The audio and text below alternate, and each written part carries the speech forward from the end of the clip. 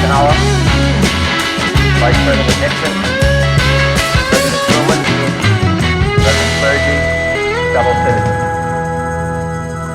We observe today not a victory of party, but a celebration of freedom, symbolizing an end as well as a beginning, signifying renewal as well as change. For I have sworn before you and Almighty God the same solemn oath our forebears prescribed nearly a century and 3/4 ago. The world is very different now, for man holds in his mortal hands the power to abolish all forms of human poverty and all forms of human life. And yet the same revolutionary beliefs for which our forebears fought are still at issue around the globe. The belief that the rights of man come not from the generosity of the state, but from the hand of God. We dare not forget today that we are the heirs of that first revolution. Let the word go forth from this time and place to friend and foe alike that the torch has been passed to a new generation of Americans born in this century, tempered by war, disciplined by a hard and bitter peace, proud of our ancient heritage, and unwilling to witness or permit the slow undoing of those human rights to which this nation has always been committed and to which we are committed today at home and around the world.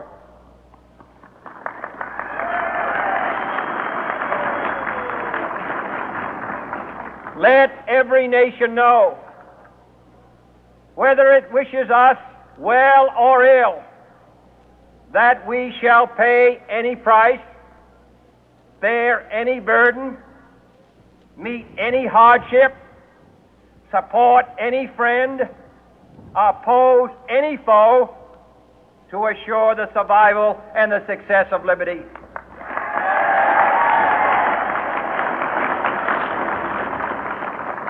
This much we pledge and more. To those old allies whose cultural and spiritual origins we share, we pledge the loyalty of faithful friends. United, there is little we cannot do in a host of cooperative ventures. Divided, there is little we can do, for we dare not meet a powerful challenge at odds and split asunder. To those new states whom we welcome to the ranks of the free, we pledge our word that one form of colonial control shall not have passed away merely to be replaced by a far more iron tyranny. We shall not always expect to find them supporting our view, but we shall always hope to find them strongly supporting their own freedom, and to remember that in the past, those who foolishly sought power by riding the back of the tiger ended up inside.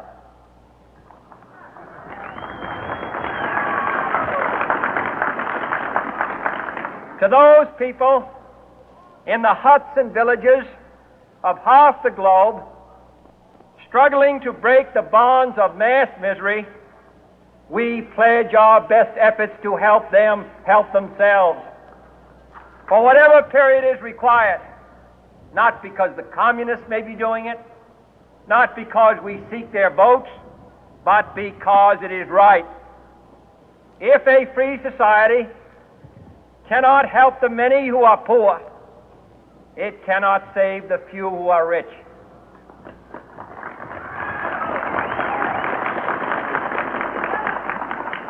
To our sister republics south of our border, we offer a special pledge to convert our good words into good deeds, in a new alliance for progress, to assist free men and free governments in casting off the chains of poverty.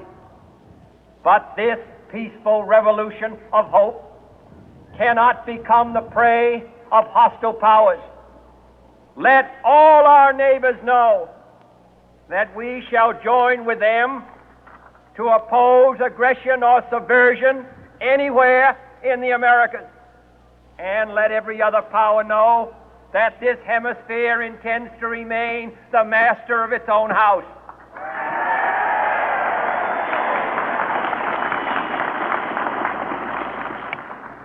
To that World Assembly of Sovereign States, the United Nations, our last best hope, in an age where the instruments of war have far outpaced the instruments of peace, we renew our pledge of support to prevent it from becoming merely a forum for invective, to strengthen its shield of the new and the weak, and to enlarge the area in which its writ may run.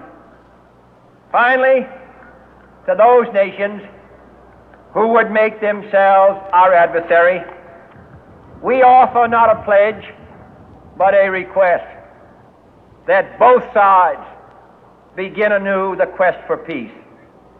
Before the dark powers of destruction, unleashed by science, engulf all humanity in planned or accidental self-destruction, we dare not tempt them with weakness, for only when our arms are sufficient beyond doubt can we be certain beyond doubt that they will never be employed.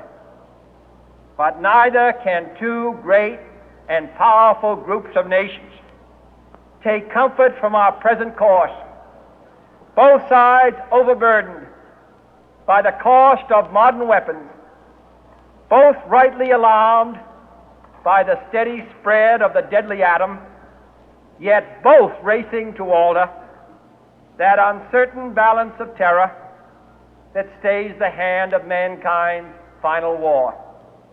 So let us begin anew, remembering on both sides that civility is not a sign of weakness, and sincerity is always subject to proof. Let us never negotiate out of fear, but let us never fear to negotiate.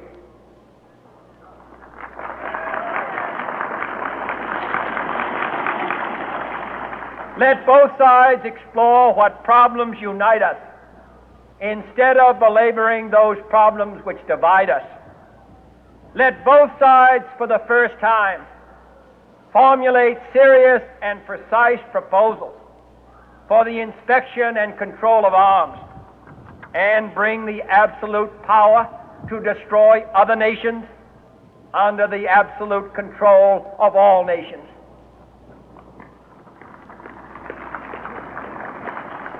Let both sides seek to invoke the wonders of science instead of its terrors. Together, let us explore the stars, conquer the deserts, eradicate disease, tap the ocean depth, and encourage the arts and commerce. Let both sides unite to heed in all corners of the earth the command of Isaiah to undo the heavy burden and let the oppressed go free. And if a beachhead of cooperation may push back the jungle of suspicion, let both sides join in creating a new endeavor, not a new balance of power, but a new world of law, where the strong are just and the weak secure and the peace preserved. All this will not be finished in the first 100 days, nor will it be finished in the first 1,000 days, nor in the life of this administration, nor even perhaps in our lifetime on this planet. But let us begin.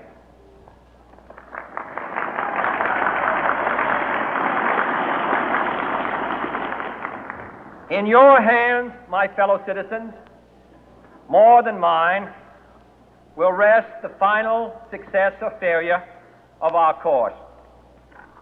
Since this country was founded, each generation of Americans has been summoned to give testimony to its national loyalty. The graves of young Americans who answered the call to service surround the globe.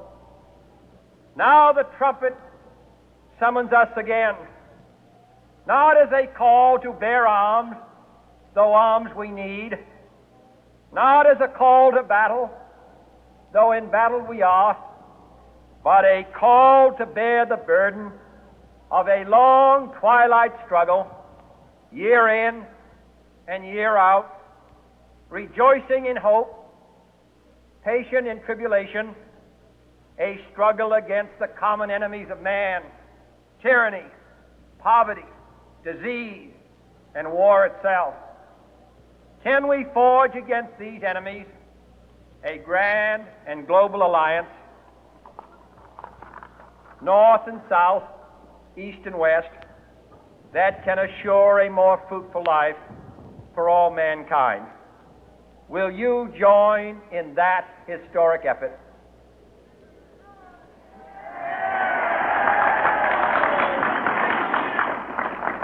In the long history of the world, only a few generations have been granted the role of defending freedom in its hour of maximum danger.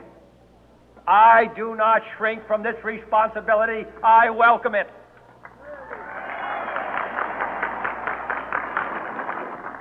I do not believe that any of us would exchange places with any other people or any other generation. The energy, the faith, the devotion which we bring to this endeavor will light our country and all who serve it. And the glow from that fire can truly light the world. And so, my fellow Americans, ask not what your country can do for you. Ask what you can do for your country.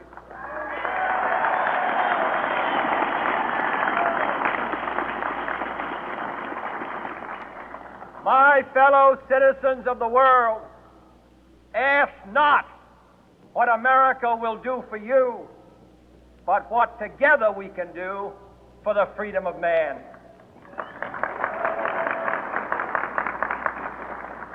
Finally, whether you are citizens of America or citizens of the world, ask of us here the same high standards of strength and sacrifice which we ask of you.